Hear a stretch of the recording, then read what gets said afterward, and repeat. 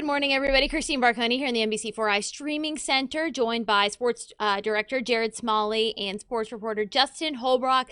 The Buckeyes are back in action. Jared is in East Lansing ahead of the Michigan State game. Jared, you're watching warm-ups right now. Not everybody is on the sidelines, but there are some notable people on the sidelines as we are learning throughout the morning. First of all, can't you tell that I'm in East Lansing? Look, nothing says East The Lansing.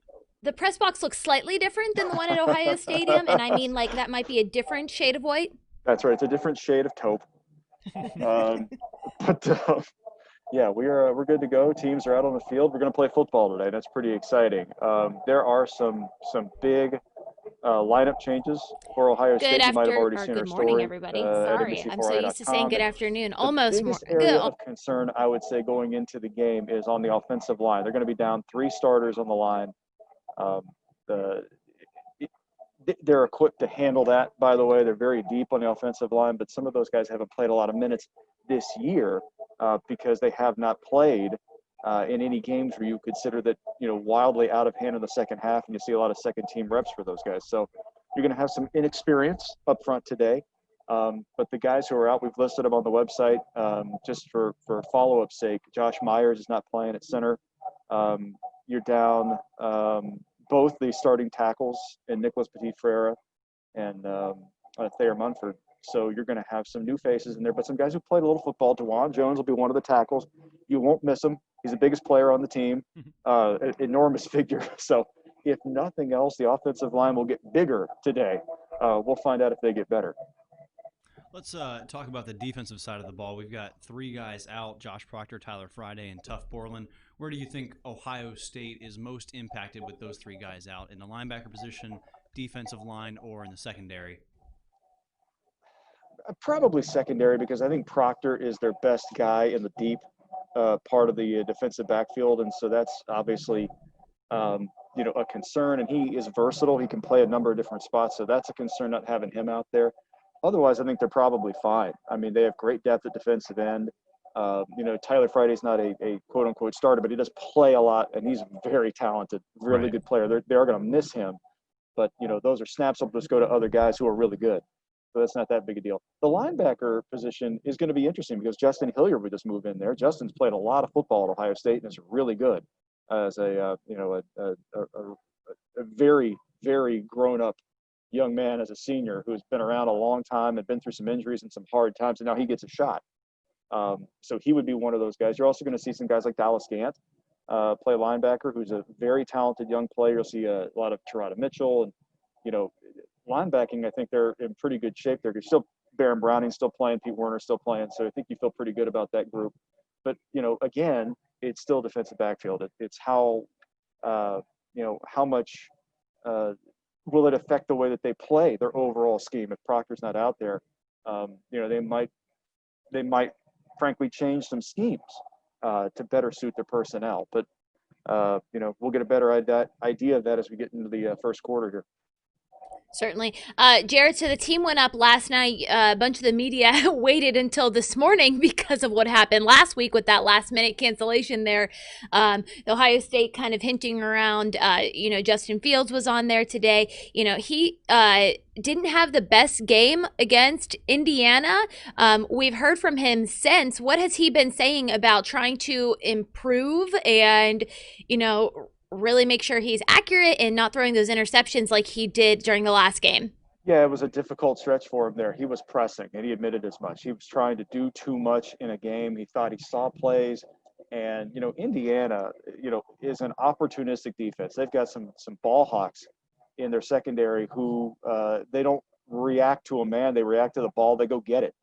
And he made some ugly mistakes in that game by his own admission. But I don't think it's a situation where anybody lost confidence in him. I thought it was just far more of an anomaly than it was some sort of start of an ugly pattern. It would have been, I think, better for everybody, not only him but the defensive backfield, to have a game last week where they could have immediately tried to work through some of those issues and get them resolved. Ultimately, obviously, that wasn't the case, but I think it would have been helpful for them to get back on the field last week. So they've been stewing over it for a couple of weeks here. I think the changes up front with the offensive line will certainly affect some play calling. And Kevin Wilson, who will now be fully in charge of play calling as the offensive coordinator, he'll be on the field today. I think that'll affect more than anything else how Justin Fields performs. They don't do that ordinarily in a game where they're that dynamic of actually looking at each other on the sideline and making calls based off that, what they see, what they feel, what they sense is coming. So I think it's kind of a wipe the slate clean thing for Justin. You hit on a little bit with Kevin Wilson. Let's get into the head coach today with Ryan Day out. You've got Larry Johnson, defensive line coach since 2014, but plenty of experience as a college football coach. He was at Penn State for 18 years, 14 of those as a defensive line coach. Before that, he was a high school football coach in Maryland and Virginia for about 18 years. What do you think the Buckeyes get with him and a guy that has been there? He's been there before. Obviously, this is his head coaching debut in college football, but he's not new to this. No, he's not. And Justin, you did a great story on him yesterday. If you haven't seen it, it's on our website, NBC4i.com. You can go to it and watch a little bit of Larry Johnson's path to this point. It's a really good story. It is. It makes history today. He's the first black man to be the head coach at Ohio State, no matter the capacity, full-time, interim, no matter. Wow. The first man who will be on the sideline in that regard. And it's an important moment. I think his players recognize that. I think they're excited about, being a part of that unique moment at a program like Ohio State. So I think that's a big deal. And then the biggest thing with him, and we talked about it a little bit earlier this week, is that he is a commanding figure. When he gets in front of the group and he starts talking, you pay attention. He carries the tenacity, the power, the authority of a minister at the front of the church. And he can rattle the windows when he gets going. He's got that big, deep, powerful voice. And on top of that, he is a world-class coach. And you add those things together and you get, a pretty solid leader for an interim tag. A lot of people would love to have him in that role. And I think the changes you're going to notice today from a coaching standpoint are those two things we were just talking about. The play calling, how that works. From a game management standpoint, they'll be fine. Obviously, Larry will have the final say in that. For example, if they get to a 4th and short, are they going to go? Well, Larry's going to have the ultimate say in that. But I think the overall schemes won't change all that much. Defensively, you might see a scheme change because of Josh Proctor not being there, not because Ryan Day is not there. You know what I'm saying? That's going to be the difference maker in terms of how they deploy today. But the moment here for Larry Johnson is it's important. And I think for a lot of these folks out here today, it's pretty exciting. We want to say hello to the people who are just joining us now on Facebook. We appreciate all of your comments. Good morning to Sandra and Jeannie and Donnie and Shannon. Good morning to all of you guys. If you have any questions about today's game, please leave them in the comments there and let us know. Jared and Justin and I will do our best to answer these comments right now. If you are just joining us, we are talking about Ohio State really kind of solidifying their roster, who will be playing, who will not be playing after the game was canceled last week at the very last minute, the Illinois game that did not go on. So we haven't seen the Buckeyes play in about 2 weeks, and we are going to be seeing some new faces out on the sidelines today, including a new interim head coach on the sidelines as well. So that is what we are discussing right now. So Jared is in East Lansing, a really exciting day. Jared, can we talk about the Michigan State team? And I know they got a good quarterback. You and Coach Conley were talking about it on NBC4 today, talking about Rocky and really controlling him. What, I guess, is the biggest thing we can expect to see out of Michigan State? Well, they're very much a work in progress. Last week was a big step forward for them, beating a really good Northwestern team in this stadium last week. They are the last team in the Big Ten in rushing the ball this year. They've really struggled in that regard. They don't necessarily have a elite running back talent, and they've struggled to move people up front, so that hasn't been great. Rocky Lombardi at quarterback is an interesting study. Makes a good bit of throws that leave you scratching your head, and then enough throws to get your attention. And so that's the curiosity today against the defensive backfield that frankly has had a lot of trouble against everybody. He could make some explosive plays in the throw game, but I think the biggest thing for Ohio State is to continue what they've been doing, and that is win the battle up front defensively. And if you stop a team up front, you win the rushing battle. Indiana ran for -1 yards in that game. Yeah. Now obviously they threw for 1 million. but they didn't run it. Mhm. And that's the big thing. That's how you win your games. If you stop the other team from controlling the clock, controlling the line of scrimmage, churning up first downs. If you can stop them in that regard, you're going to win pretty much every game you play. And that's the mission today. That does not change. Defensively, they're a middle of the pack team, pretty efficient. They got a really good corner. Xavier Henderson is from Pickerington, Pick Central grad, who was a really good player in high school, outstanding player, won a state championship there. He's one of the starters in the defensive backfield for the Spartans. Really good player. They've got several Ohio guys. A.J.R. Curry's offensive lineman for them from Olentangy Liberty, I believe. Mhm. Really talented group, but it's a new era. First-year head coach Mel Tucker, former Ohio State assistant, Ohio native from the Cleveland area. They're starting over, and they're getting slowly better through the year. This is still, I think, a big jump up for them, especially from a defensive front standpoint from anything they've seen. And I think it's important to go off of that too with the secondary. You look at how many yards they're giving up, but it doesn't have really anything to do with the defensive line. If you look at it, Ohio State is number one in all Power 5 schools of quarterback pressure. They get to the quarterback 51% of the time, so they're going to make Rocky Lombardi very uncomfortable. And this is a guy that has 8 touchdowns but 8 interceptions, a 54 completion percentage rating, and the defensive line is number one ranked by Pro Football Focus. So they have some struggles on the back end, but really the guys up front, and they're only missing Tyler Friday today, have been very good, if not almost as good as last year. And the biggest thing on that, Justin, the first thing you do when you look at pressures is you look at defensive ends. And you look at, Jonathan Cooper, who's graded out, that same organization you mentioned, Pro Football Focus. They've got Jonathan Cooper, the top-rated defender in the Big Ten overall, period, this year. He's been great. Because he's been constantly in the backfield making tackles. He's been a very active player, and he's obviously a motivated player. They're very deep at defensive end. You love Zach Harrison over there, wildly athletic. Really the difference, though, and the biggest surprise has been the strength of the defensive tackles. Tommy Togiai and company, they've won. Haskell Garrett, they've just won snap after snap after snap, beaten their man, driven the guards in the center into the backfield. They do it time and again. That's the biggest difference in why this group continues to pressure quarterbacks. Again, to the point, you'd love for them to get home more often. You'd love for them to get to the quarterback and affect them and take them down.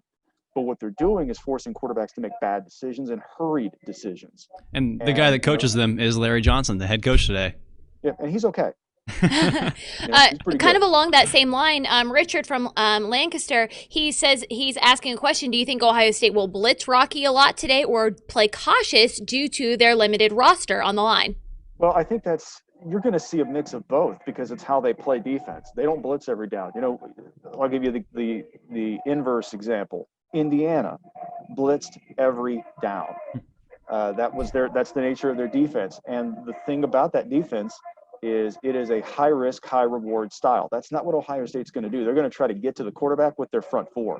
On occasion, they'll bring a linebacker. You'll see Pete Werner line up with his toes right at the line of scrimmage. On occasion, you'll see him ready to run and sprint to the quarterback. You'll see that on occasion. You will not see that every down.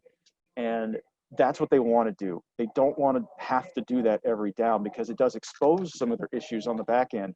When you bring a defender extra up, you want to win it with 4 if you can. And so that's been the beauty of Ohio State defense for years. Is typically the defensive line's so good they can get to the quarterback without having to do some of those unique things. But sometimes Ohio State can dial up some stuff, leaving some corner blitzes, and they can affect the quarterback in unique ways.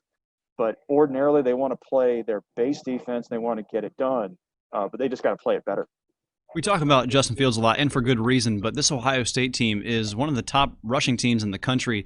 They have at least 200 yards in all 4 of their games this year. Do you think that changes with their 3 offensive linemen out, including, you got Paris Johnson out as well, so that's 4.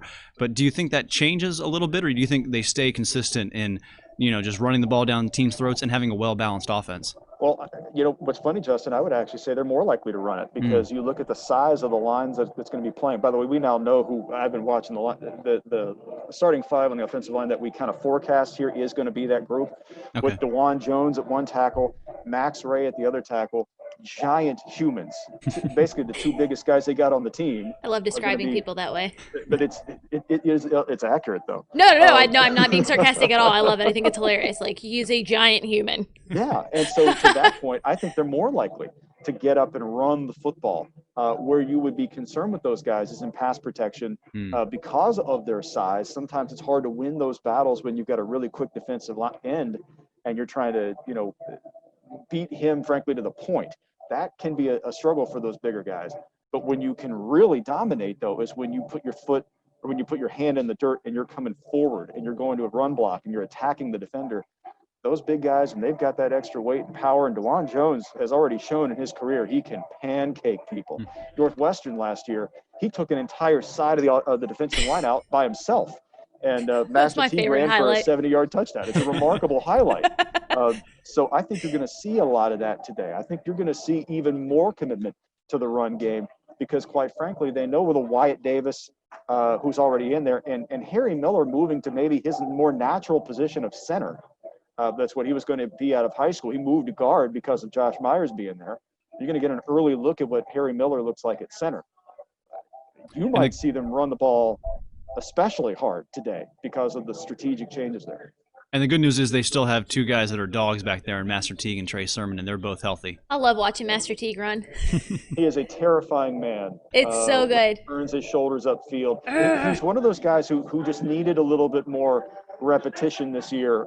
Early on, it looked like when we would watch the game that he would see a hole and find a way to not hit it. And as the year has gone on, he has found gaps, created space. He always falls forward. He's such a strong kid. He runs so hard. You add those things together, his vision's improving. It could be a big day for Buckeye tailbacks. Jared, important question for you because you have been the only one really on the sidelines. Justin and I have missed out this year. Are Master Teague's biceps as big as they look? They look like normal human quad size. Yeah. I don't think that's an inaccurate description. So I'm trying to think of a comparable. I would say like a really fit person's quads. Okay. Okay. Just move them up, attach them to a shoulder. Yeah. And that's kind of like it's weird. And the thing is, like, guys nowadays they love to not wear any layers under the shoulder pads. They just want to show you their bare arms no matter how cold it is. If my arms looked like that, literally all day, every day, sun's out, guns out. Yeah, I think that's what they mean. I think you're spot on. They're like, well, I worked so hard, I drink all the protein shakes. And darn show off what straight. I'll just be cold out here, but who cares?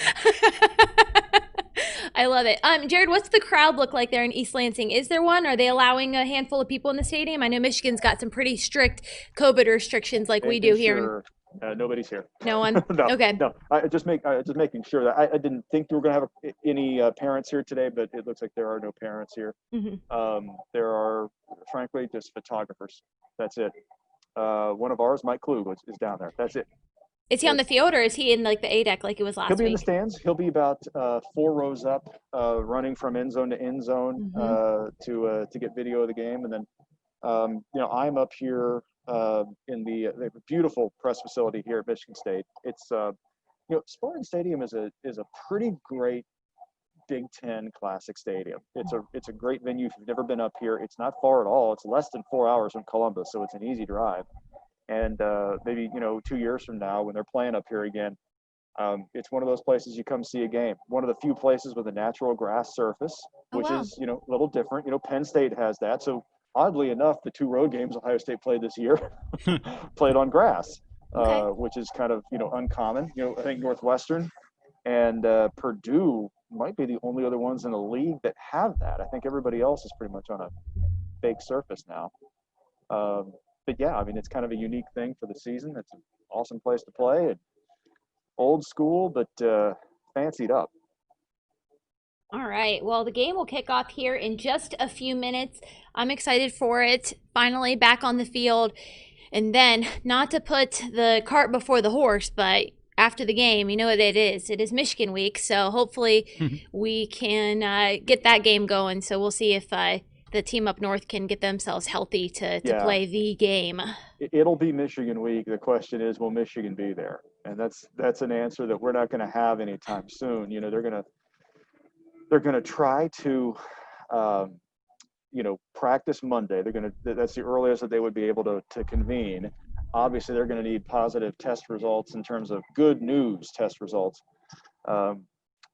before that even happens Monday. So we'll see. I know there was some of the stories written in Ann Arbor the last couple of days were not very encouraging about how that looks for next week. And so it leads to a number of issues. And one of them we can talk about here quickly with Barry Alvarez from Wisconsin, obviously, but also at the head of the Big Ten competition committee about what they might do with the 6-game minimum rule to qualify for the Big Ten title game. Obviously, that rule would have to be altered next week in order, if OSU doesn't play the Michigan game, would they alter it to then get Ohio State in the game? It's entirely possible that could happen. Really, no one has a strong argument against it. Do you think No it one would in the make league everybody does. else mad in the league? Feel like they're playing favorites? Well, I think they would have to vote for it, Okay. and I think other teams in the league also understand that it doesn't make sense to have a team held out on a technicality who you recognize as the only team in the league that in a giant power grab like the college football playoff is suited to go play in that. So it would basically be cutting off your nose and spite your face to not change that policy and try to get them in the game if they can't play next week. Just to entertain this hypothetical to its end, if they do not change that rule, you have to play 6 games. Say Ohio State does have their game canceled next week. Do you think that they'll try to schedule with another team? Say if a Minnesota can't get it together, or best case scenario, Iowa or Wisconsin cancels their game, so maybe they can go play Wisconsin. Do you think that could happen? That's absolutely an option, but again, that's something that's going to develop so late. We're basically going to have to wait to find out from Michigan for sure what they can do, and then see what else happens across the league here. Every week is a new adventure, and there could be an opening very late next week, and they throw a game together, and boom, they're playing. Who really knows at this point? So it is like this entire season, it's just been speculatory fun. Right. But that's pretty much where they stand right now. I think they need games too. I mean, the other thing is, it's not just about the playoff and all that stuff. You need games. You need reps. You need to go play people.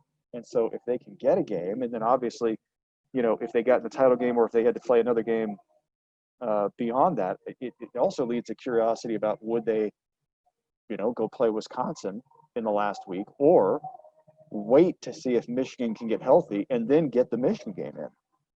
If the Big Ten would let them do it. So there are a number of just fascinating options out there, and that's what has made this year. It hasn't made it fun, but it has made it intriguing.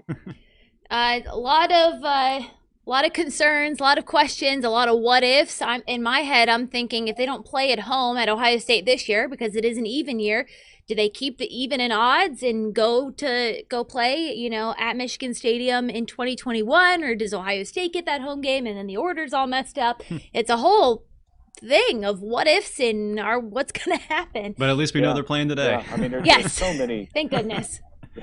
So many unknowns. But the beautiful part about what none of us know. None of us are at any advantage. Because we're not ahead of the virus. No. So the virus does not discriminate. And so, we don't really have any insider information in terms of what might happen next week. But I think it is, if you're a hardcore fan, you're really into this, this is one of those weeks coming up here where you really want to pay attention to what's going on early in the week. Because who knows, by next Saturday, we could be talking about a game in pick your town in the Big Ten. Like, who knows? Yeah. And we're all in it together, so we'll navigate it. But hey, one other thing I forgot to mention this earlier, but an important note for Ohio State from a on-field standpoint: Blake Hobbiel, their kicker, was not listed in the unavailable report, which I think is excellent news for them because they have really struggled in the field goal game so far this season. Having Blake back in the lineup. Obviously, he was hurt for the Penn State game, and tried to kick in that game, didn't go very well, and didn't play, and he's been out since. But he is apparently back, and that could be an extremely important part for Ohio State moving forward in the season, just to get him back healthy. Very, very reliable field goal kicker. Absolutely. All right, so the game will start here in just about 15 minutes or so. Make sure you guys watch that, but also follow Jerry, Justin, and Whitney. They always live tweet the games with really good analysis and some really good gifts too from the web team. Just entertaining overall. Brian can hear me. I'm teeing him up. No pressure, Brian. So make sure you tune in for that. Watch out for their social media pages for different updates on the game as well. And then join us back here roughly 3:30. We'll do a live post-game show, and then we will carry the post-game press conferences with the coaches and players in full for you guys, and then full game analysis on NBC4 at 6, 7, and on Pepsi Sports Saturday with our full sports team. Did I get everything right? Winner. Yes. Up here. Steel trap. All right, Jared. Have fun. See you guys later. Bye, guys. See ya. Bye.